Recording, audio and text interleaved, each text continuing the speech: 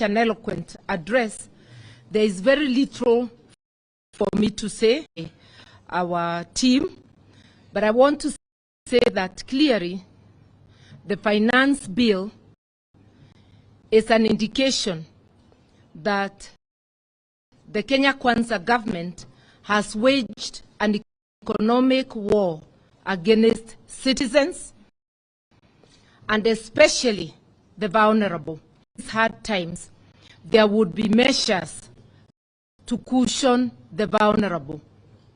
You would expect that food items, critical items, you remember that Azimio has been on the forefront of asking of living, actually demanding for the lowering of cost of living. This bill is a contempt card on those demands because its net effect will be to push the cost of living upwards, as has been very. Once you raise VAT on fuel, there's a ripple effect on virtually everything.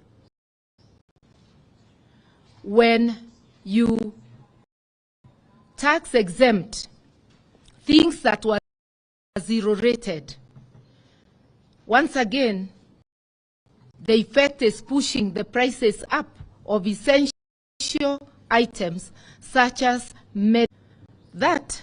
With the current status of NHIF, it means the average person will not have access to critical medicine. And in Kenya, we say families are just one sickness. So when medicines to exempt, tax exempt, and push their prices up, it means this bill is going to directly cause deaths, suffering and death to many Kenyans. It also means that we have a crisis of people not being able to have meals on their table. With the joblessness, with the cost of living being up, Kenyans have been shown by the Kenya Kwanza regime that they are on their own.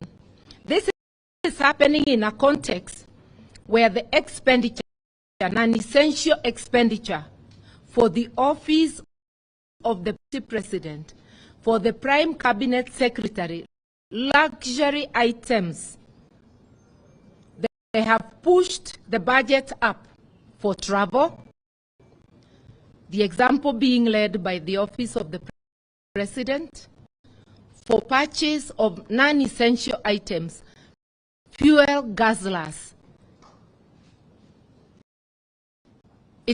Cars are not an essential, especially if they are just discarding cars they found that have not done their time. Just because you have come in, you buy new vehicles at a time our economy is in crisis. They talk of austerity measures on one hand. On the other hand, they are lavishly spending like there is no tomorrow. So just a look at what will, because the increase in expenditure is well captured in the budget proposals, it is quite clear that Kenyans are on their own and that this is a cruel and caring regime which does not care at all if Kenyans die of hunger, if children fail to go to school, or say our Azimio members of parliament, as you debate, let us not be hoodwinked to concentrate only on the issue of the housing fund. This bill has so much poison in it, which needs to be unpackaged to Kenyans, item by item. And here there can be division of labor, because no single person will have enough time whether in the media or so that the Mamamboga knows and the artisan that they are targets of punitive taxes. I'm using the word punitive.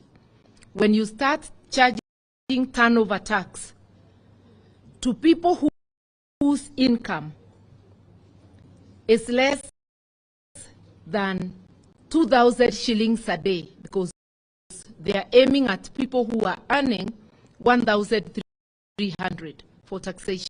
That is on the roadside. These are very, very punitive measures, and this is something that should be resisted.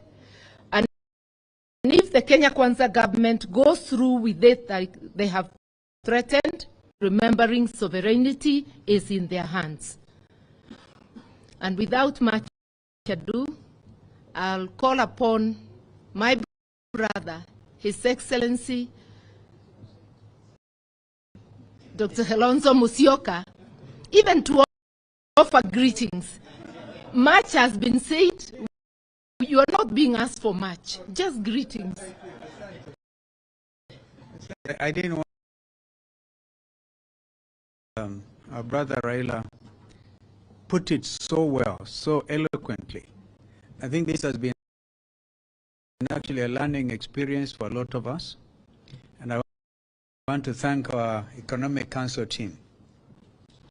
Now Kenyans know the difference between zero rate and the big lie is. And I think that has been unpacked, thanks to Honorable Badi and the colleagues. Last Sunday I was in a church somewhere in the river, in Mulolongo. And I spoke about the skepticism at my level with people wanting to rush to court. Everybody is within their rights, Karua and Karugu, on the provisions of Article 48. My brother, who is also a very good friend, Wacha, will probably agree, and Mother,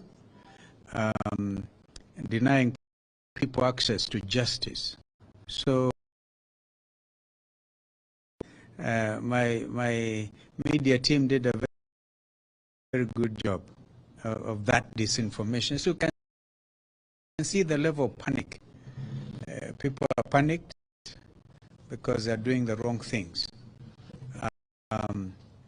So, as I said, we are in Parliament this year, leader in the National Assembly, and the leaders, of course, the matter is not going to the Senate, so it's all National Assembly. So, Wandai and the teams, I'm sure you are equal to the task. You want me to call my brother, Governor Eria, who has lived through this. But before you come, Eria, it appears to me, over and above all this, taxation, there's also the Kanjus. You know, the county governments are also so this way.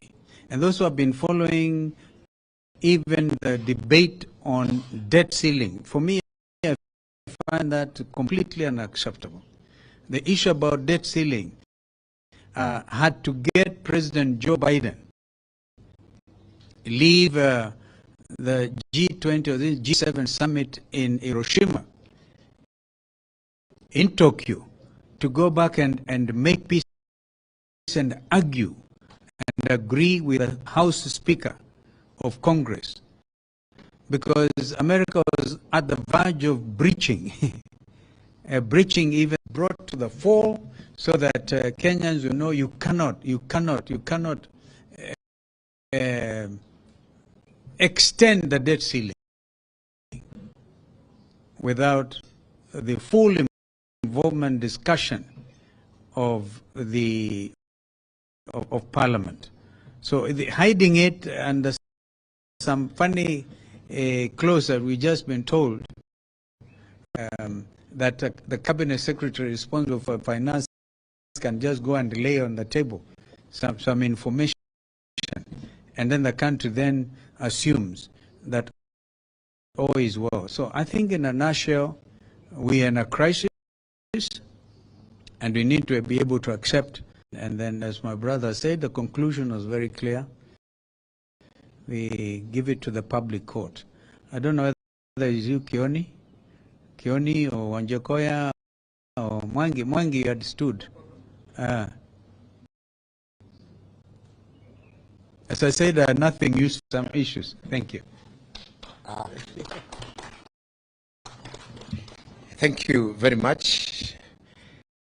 I think from a broader sense, we need to look at this budget vis-a-vis the commitments which Kenya Kwanza gave to Kenyans, because that's why they were voted into office.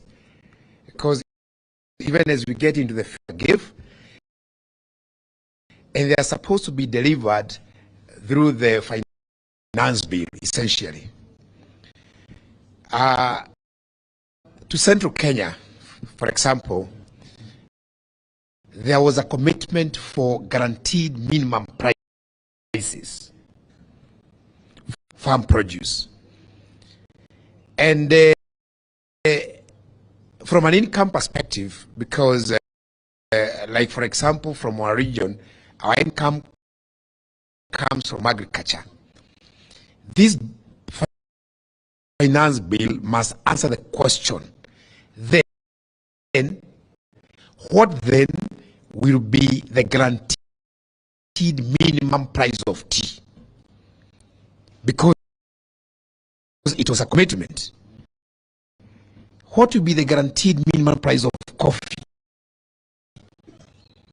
What will be the guaranteed minimum price of